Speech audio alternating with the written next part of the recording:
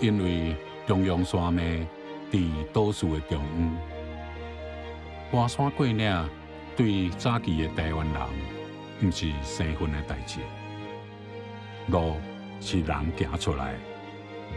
这句话对以早为着生存生活，需要出外奔波的人，是一种勉励。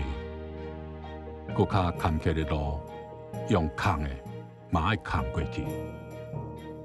通台湾东西部的环管公路，都毋是行出来，迄是用炸药炸，用手工硬拍出来。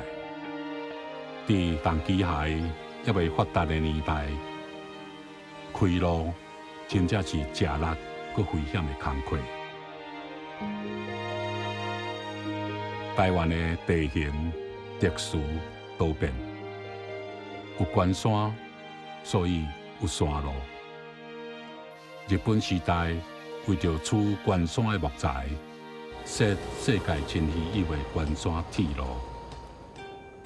到即阵，也是世界认定的工程奇迹。有平原，所以铺铁路，方便大量的人甲物资的运送。四边挖海，所以有海路。古早繁华的城市，一府、二鹿、三艋舺，拢是通海路的港口。河川真济，所以有水路。天都这个工课，以早靠人工，现主时靠机器摩打落去拍。过船啊，以早是粗重的石头，现主时是五路，是比赛。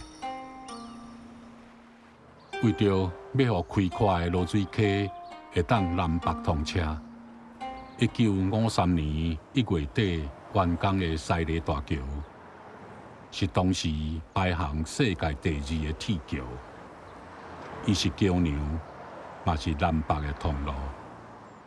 台湾为田华路、石头仔路，一直进步到高速公路，甚至通连世界的电脑网络，咱对时代拢对会着。